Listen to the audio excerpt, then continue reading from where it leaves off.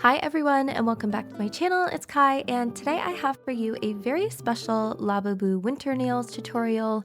This is a collaboration actually.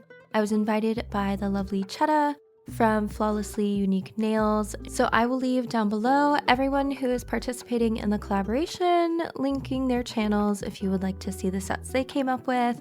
It was just a casual sort of like holiday Christmas themed collaboration. If you saw my last video, which was actually a vlog showing you around my nail studio and sort of what I do from a week-to-week basis, I actually designed this set here with you all, and it was originally a green color, but Popmart actually just released a brand new Labubu collaboration with Coke, and so of course I had to change the theme to a red set, which honestly goes a little bit better with the holidays anyways. So without further ado, let's get into the design. So I'm starting with prepped tips. These are actually the soft gel medium square. I'm trying them out for the first time, and so I prepped them with my normal Gel X prep from Apres, but I did realize there was some discussion on my Discord, and I checked the ingredients, and it actually does have HEMA, which surprised me a little bit, but I'm thinking about why it makes sense if it's a product that's meant to create better adhesion. But yeah, just wanted to make sure that was well known because I know some people have allergies and they might not expect HEMA in their primer. So on top of my prepped nail tips, I'm going to apply a few layers of the black cherry from Yogurt Nail Korea. Specifically, I believe this is number 41 from the Tangulu collection. I picked this one up individually because I was looking for just like a really nice deep jelly red, and I loved the sort of true red shade that this was. I would say it maybe leans a little bit on the warm side, but it's not like a brick red or anything like that. So yeah, big fan. I will say though, I do recommend working in a thinner coat, at least for the first one, so you can get really nice even color payoff, and then you can build it up with thicker coats. And as a reminder, like always, please make sure that you are researching the products that you will be using for your nail sets. If at all possible, wear gloves when handling gel, and or if you can't wear gloves because you're applying nails to yourself, just work slowly and wipe away any uncured gel with acetone as soon as possible to avoid prolonged contact. So I also laid down a layer of Devox Milkis, which is a really nice self-leveling milky white. It's probably one of my favorites, and I put that on the thumbnail. I don't show it here because I had originally that other plan that I was going with for the nail set, which did end up evolving. Despite my best efforts to draw out the design beforehand, there were still things that I changed mid-design, probably because I went for a bunch of different techniques that I actually have not tried yet. And so this set, it did take me a long time. I think I have maybe like 9 hours of footage. I don't know, I'll have to double check. I just know I have 9 parts and each of them are about an hour or more. So yeah, I originally started with the Milkis just on the thumb, but I ended up extending it to other fingers. However, I did want to leave this footage in just to show you how these products perform, how they self-level, what kind of coverage you can get with them. It's interesting because I decided to try drawing out a nail set because I thought maybe it would help me save time. And I think what I'm realizing is that even if I draw it out, it's never going to look exactly the same as when I actually execute the set. So I will still continue to practice with drawing out the designs beforehand so that I at least have a solid plan, but I'm understanding now that it's not always going to cut out all changes that I might make. The importance of freestyling a design, I think, really is just being flexible and changing things as you go, as needed, and that will really help your design come together at the end. In fact, here's me redoing the pointer finger. I decided I wanted to do that milky white with the new Migothic cat eye gel over it. So this is a collection that I ordered for Black Friday from Sweetie Nail Supply. I will be doing a full review in a haul video coming up here soon. First impression, these are really interesting cat eye gels. They almost have more of like a glittery shard-like effect instead of having those circular glitter particles. So it's not a shimmer and it's not a straight glitter. It's almost like a flake glitter, which I personally love. I'm a big fan of an irregular shaped flake glitter, and so these are right up my alley. I will have to play around with them though because I wasn't quite sure the best sort of design for magnetizing them. I just do kind of like the standard velvet look here, running the magnet around the edge to pull those sparkles to the front and center. So yeah, I'll have to do some more experimenting. So far though, I do think they are really interesting and quite unique from a lot of the other cat eye gels that I have personally tried. So on top of this, I will be doing a tweed design. I know tweed has been all the rage as of late. I did consider getting the yogurt nail tweed set. They have like a set of colored glitter gels and a textured tweed liner. I didn't get it though because the liner itself was out of stock on Sweetie. I'm not sure if it's back in stock now, but I'll leave all of the things that I personally use linked below. I do have a code with them if you would like to support me as well. It is Get Pressed. But if you don't have access to a tweed gel, then you can simply make your own by mixing some sort of colored gel. In this case, I used that same black cherry syrup gel with a little bit of acrylic powder. I also have these canvas gels from Divock. They are like a thicker paint-like texture meant to emulate oil paints, and these were actually perfect for that tweed look. I felt they weren't too chunky, but smooth enough also to get like a nice line with still a bit of texture once you start layering them. So if you already have these, I think they're a great option for a tweed nail. For the matte background, I just went in with my yogurt gel cotton matte top. It's not like a matte art gel or anything like that, and I didn't need to do any chrome isolation, so I like this one as just a matte top coat. So I'm just remixing that gel here to prepare for application, and I'm going to use my Sweetie Nail Supply liner number 1 to load up that canvas white gel. And I am just going to start adding lines, both horizontal and vertical, sort of evenly placed around the nail in a very irregular pattern. I think tweed really benefits from just sort of trying to evenly disperse the lines but not following any sort of specific pattern. So after I placed the white, I cured it for about 30 seconds to just flash cure it in place. Make sure those lines don't move, and then I went in with my next color.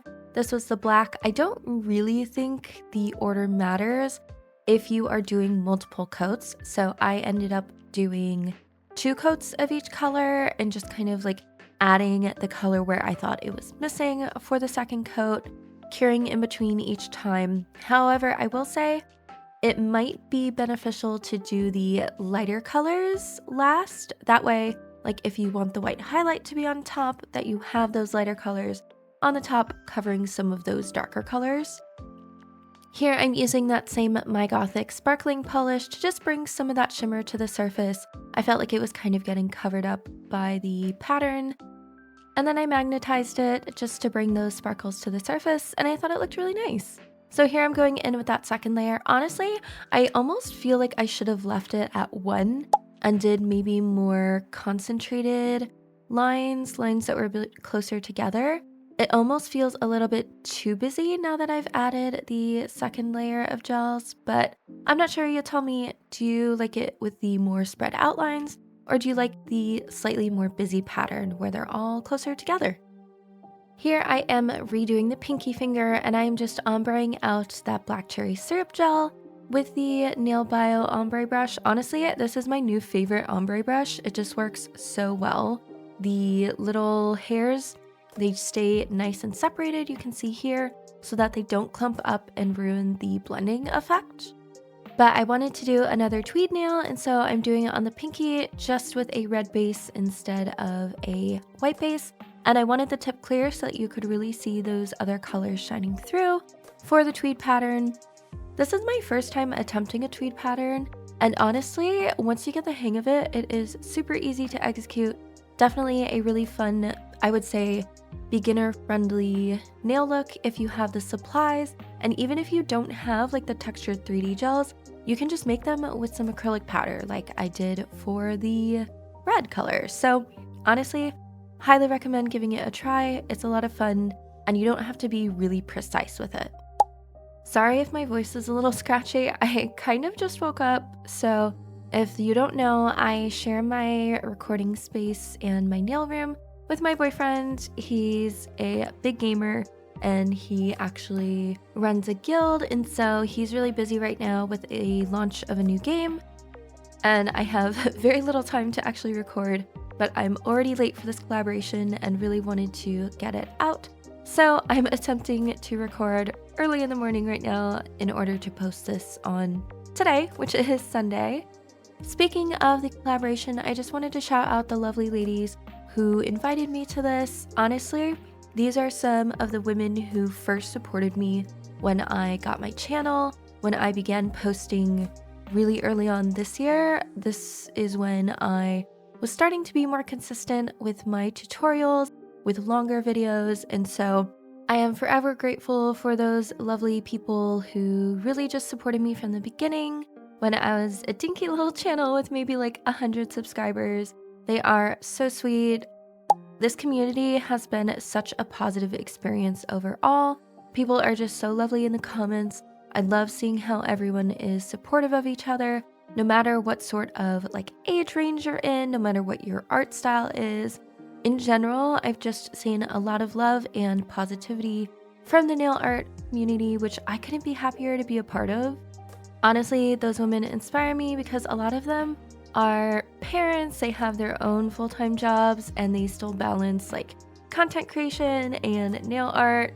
And I just props to them because I don't have kids right now, and I still find trouble in balancing just my full-time job in nail content. So huge shout out, huge kudos to them. Please go check out all of the linked creators in the description for their videos for this collaboration. Okay, so back to the nails. I have laid down a base coat of the Milkus gel, over which I added that Migothic Sparkling cat eye, and then just did the velvet effect. It made a really nice sparkly base for a little bit of the yogurt gel black cherry polish. And I put down a little like irregular oval shape because I knew that over this I wanted to do the snow effect. Now, I had previously done like a full snow nail with the typical you paint the nail and then you dust over some acrylic powder and then you write in it. And it turned out okay. I didn't fully love the look, and I will try to find the picture that this one is inspired by. I believe it was a set on the Yogurt Nail Korea Instagram where they just did like a patch of snow on the nail, and I really liked that idea. I could bring in a sparkly background and tie in that magnetic sparkle gel into the pattern a little bit stronger, and so I tried it out here. I, in hindsight, should have probably dusted the acrylic powder on before I began writing. At this point though, I wasn't sure that I wanted the acrylic powder on top. So I went in with my orange wood stick, which I really like for this method, by the way, because it picks up the gel really nicely and leaves that background color, whatever you've laid down. And so here I am just trying to carve out both Labu. I wasn't going to be able to fit Labubu, so I just went with Labu, and his little footprints. I had been obsessed with the idea of doing his cute little like froggy feet in the snow. It took forever though. I will insert the original nail that I did with the standard kind of like snow tracks method. I redid that nail probably 3 times, each time trying to get like the perfect footprint shape, the perfect writing, and I believe I have like an hour and a half of footage of me just redoing that nail over and over. And then for this one here, this is actually my 3rd go around of this nail as well, and I'm still not 100% pleased with the results. I think here where I am texturing the snow, that was a mistake. I think I should have left it more smooth to look more like snow drifts. I don't know why I added the texture, but I don't love the way it turned out. However, at this point I was like, I have to cut my losses. I need to get a finished set. It was very late, I think on Wednesday? Yeah, on Wednesday. I believe it was like midnight, and I had to be up for school by 6 the next day. And that next day, Thursday, I actually had our annual Christmas holiday performance at school where all of the kids do some sort of song. And so, yeah, I was like, I've got to get this done. I'm going to be up really long tomorrow. I have to be at school until like 8 p.m. tomorrow. And so I just cut my losses and said, good enough. So now for my favorite part, the sculpting, I am going to be using my Chris clays. I love the consistency of these. She does a really good job with making them thick enough to hold shape, but also pliable enough to work with. And I start by mixing together the pink nude and the white to get like a really light flesh tone. My thought process here was that I would make his face and then surround it with the colored clay of his fur and then texture the fur separately. I think it turned out pretty well. I'm just using a form, actually, the center bit that you discard anyway. I keep them and I stick them on like a nail polish bottle to sculpt my charms on. That way they have a nice curve. I wish I remember where I saw this hack, but I really don't. However, it's been a game changer because I love that the charms come out nice and fitted to the nail instead of having to like fill in those gaps at the side, especially with these bigger ones here. I knew I wanted these to be pretty sizable charms, so I am just shaping out his face here, making sure it's not too big for the nail, and I pop it in my lamp to cure. And then I'll take his fur color. This one's easy, it's just white, and I lay down a little blob, and then I push that cured face into the fur color and then kind of like mold the edges around it, almost as if, you know, it was an actual layer surrounding his head. I don't know if I love the full effect. I think I maybe made this layer a little bit too thick, like his fur's a little bit too much. Originally, I had planned to do like the flocking powder and just paint his face and then add the flocking powder around the edges. However, I had ordered some and it did not arrive, so I had to go with plan B, which meant hand sculpting the fur, texturing it myself. I probably would have redone some parts of him if I were not on a time crunch, but then again, also, I think I need to learn how to sort of just like let the design be what it is and understand that when I am working on a design for the first time, it's not going to be perfect, and at some point I do just have to kind of like accept something that I've created and move on. So slight trypophobia warning if you don't like little holes. I am taking a cuticle pusher here, the sharp edge. I believe this is the Migothic cuticle pusher.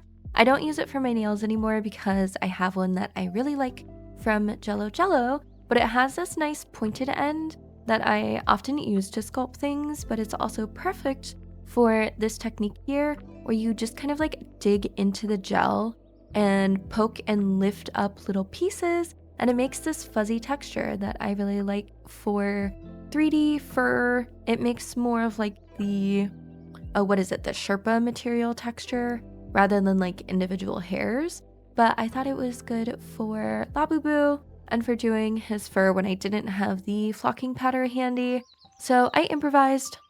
This process definitely takes time, but it is, I would say, really effective for creating that look. I've done it before with a teddy bear nail set that I will have linked up in the corner. I was super proud of these nails, and they were kind of like partial inspiration for this design here. So once I'm done with the head, I fully cure everything and then I peel it off. And at this point, I do stick it to the nail using my IV Fix gel in the tube. I really like the nozzle on this, but I will say I noticed when I opened it, I had stored it like upside down with the nozzle pointing down, and some of it did leak into the lid. I'm not sure if maybe I didn't close it well enough, but perhaps just consider how you're storing it if you do get this product. And now it's time for the ears. These are just little logs of white. The front of the ear seems more smooth if you look at pictures of Labubu, so I just textured the sides. And you might see me here with a brush going in over the clay, and it's just a brush wetted with a little bit of isopropyl alcohol, 91%, and that just helps smooth out any texture that you might have. It's almost similar to like working with pottery. If you've seen anyone working with pottery, they'll take a wet sponge and kind of like smooth over certain areas to blend the clay together, and it's a similar process here. That's why I really like these clays, is because they are a texture that is very reminiscent of like a traditional art clay. And here I'm just cleaning up any extra clay that might have gotten on the surface of the nail.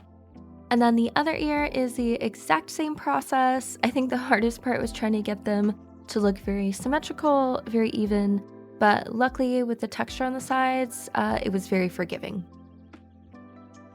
And then to sculpt the brown Labubu, I made his little face and cured it, and then I had to go in and make a custom mix of brown. Now, if there's one thing I do wish, I am hoping that Chrisania expands her line of colors for the classic clays and maybe makes a darker brown that's ready to go, because right now I have the brown, which is like, I would say a medium brown, and I usually have to mix it with a little bit of black, a little bit of red, and I'll show you later on, but I do add some yellow and actually some orange ink to get like a really nice rich brown shade. You can always darken a color with black, but it is going to take away some of the vibrancy. And so sometimes you have to add back in those undertones, which is what I'm doing here with that orange ink. And it turned out okay. I think I would have liked it a little bit more warm tone, a little bit more vibrant, but for these purposes, it worked fine. So this is just the same process, curing his face, smooshing it into a little bit of the fur-colored clay, and then going in and smoothing out the surface before adding the texture. It seems counterintuitive to smooth out the surface and then add the texture, but I wanted like a nice even surface to work with so that when I go in and add the texture, it doesn't look unevenly dispersed and like there's more fur on one side than on the other. And back to that trypophobia warning, I am just adding the texture around the head. And once I'm done with his head, I decided I wanted to make him holding something. In the original design that I made, the head on the middle finger was supposed to be holding a cookie, and that just didn't happen. I made him way too big. There was no room for that. And so on this nail here, the thumbnail, I wanted to make sure I had a little object for him to hold. I didn't want it to be a Coke can because I'm not sponsored by Coke.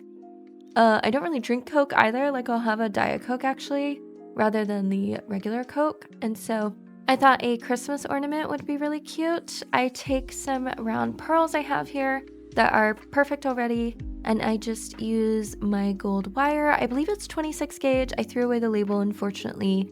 And I start by making a little loop. One of the ends of the loop is a little bit longer. That way I can wrap the wire around it. It's hard to see what I'm doing here because it's so tiny. Even my really good camera was having trouble focusing. But basically I make that loop and then I wrap the wire in a spiral around the tail to create the top of the ornament. I don't know if that makes sense. Hopefully you can see it here. But I just used some round nose pliers to create that spiral. It's almost like a spring. And then I used the Ivy Fix Gel and I glued it to the top of the pearl. And you have just the cutest little baby tiny ornament. I thought this was really easy if you have the right tools. I will say you do need those like round nosed pliers. Otherwise that spiral is going to be very hard to achieve. But I think it's just so precious and perfect for Labubu to hold. And so I glue on his head here. I sculpt the heads off of the nail just in case I get the proportions wrong or just in case I want to change them. I usually do the main body of something off of the nail and then I'll glue it on and add on the extremities.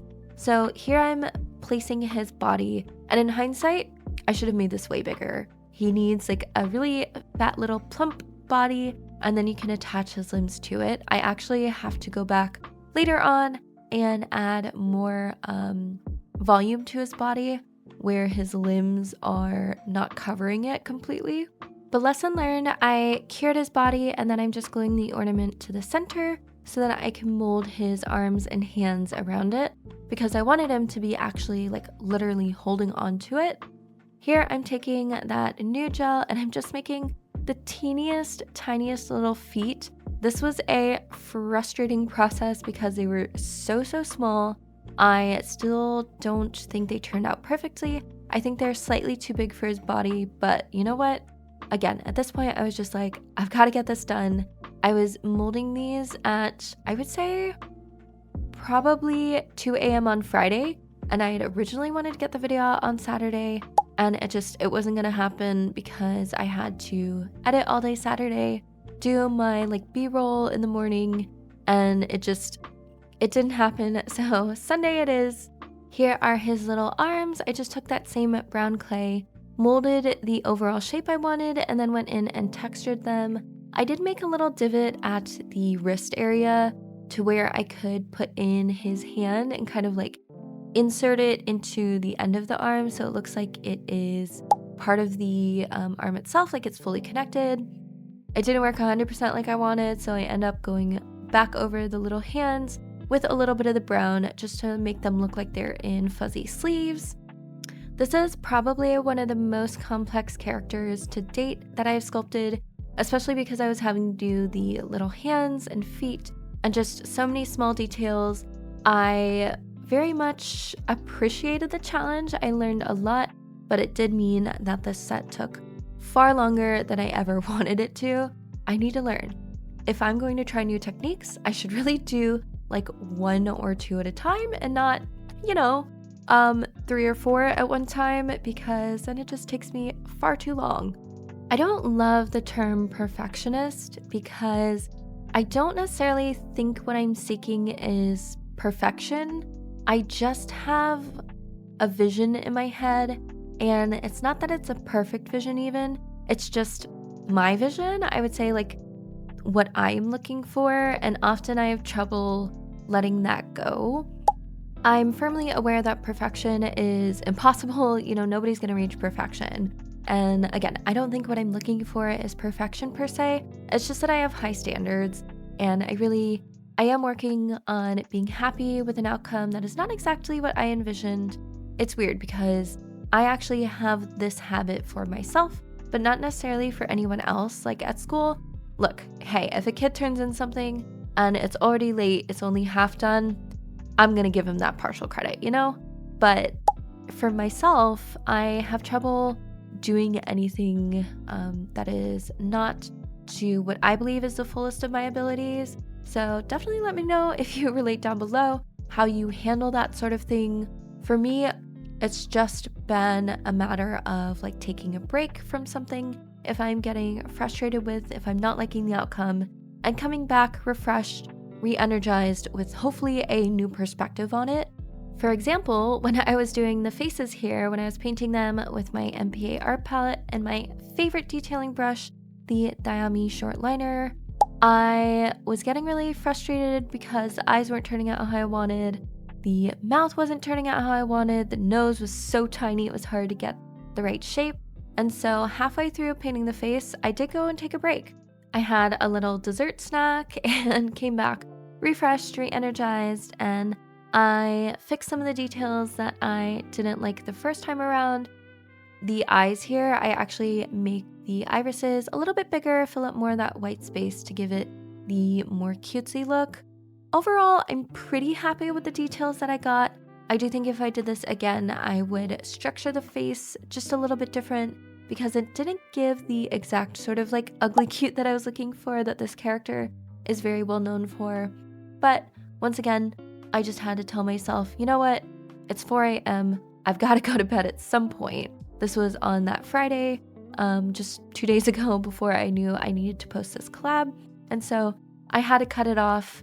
And I am pleased with the overall results. So let me know down in the comments, do you struggle with the same thing? How do you handle it? How do you walk away?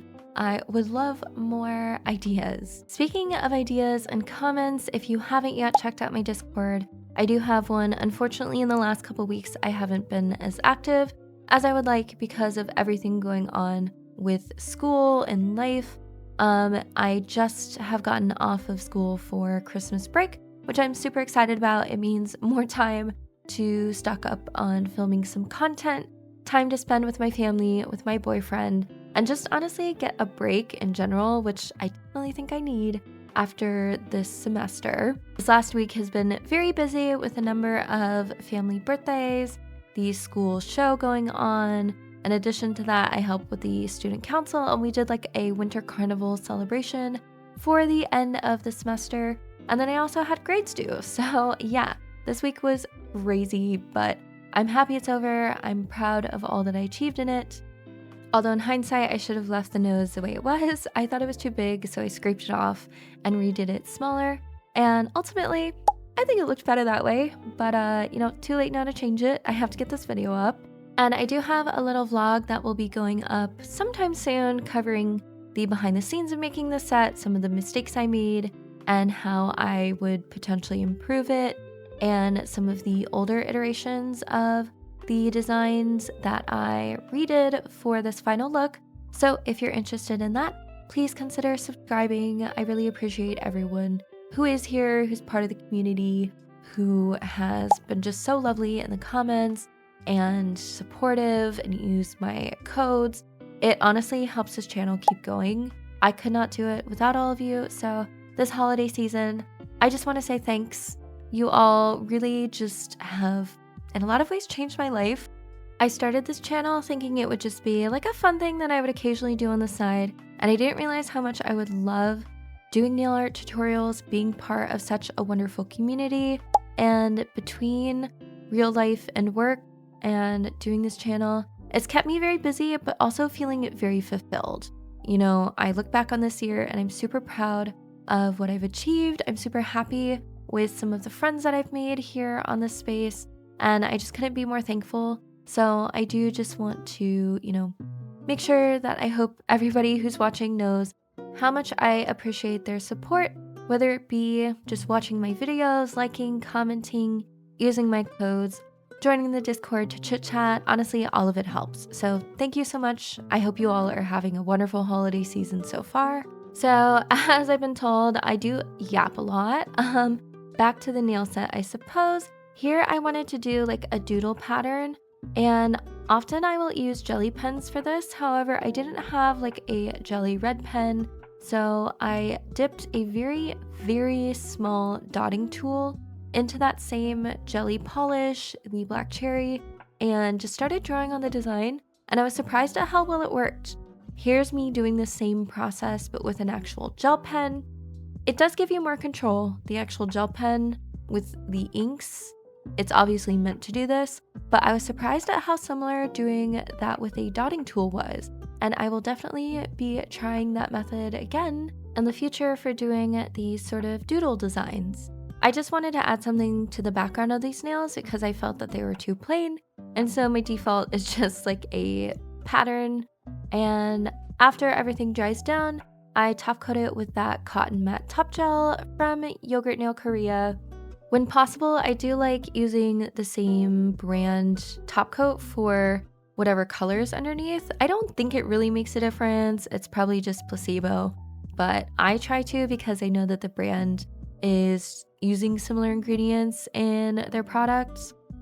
When I topped the Crisp Clay, I didn't want to get rid of all of the nice texture I'd created, so I'm just taking an ombre sponge here, a clean one, and I'm just soaking up some of that extra matte gel just on the fur, and that ensures that it does get a nice little top coat, but it's not too thick. It's thin enough to preserve that texture. And then if I do accidentally soak up any on the nail underneath, I can just go back in with the brush and smooth out that surface before curing everything for a good 60 seconds. Okay, and that is the entire look. That felt like a lot to me, probably because I rushed to do this whole video and the last sort of like 3-4 days. The final step is just to shape the edges, and you have a finished 3D set. I am overall pretty happy with how these turned out. I think my vision, even though it changed very much from the design that I had originally drawn, still embodied the same spirit that I wanted. I have been dying to get my hands on a Labubu plush, one of the official ones from popmart, but unfortunately, they are always out of stock like the minute I go to buy one when they restock, and so I don't have one yet. This is what I have to make do with for now. I really appreciate being invited to this collaboration. Please don't forget to check out the other creators down below. I have all of the products I used today listed down there as well, along with my discount codes, my social links, all of that good stuff. I really appreciate everyone again just for being here. I hope you all are having an absolutely wonderful holiday season. Thank you so much, and I will see you all next time. Bye.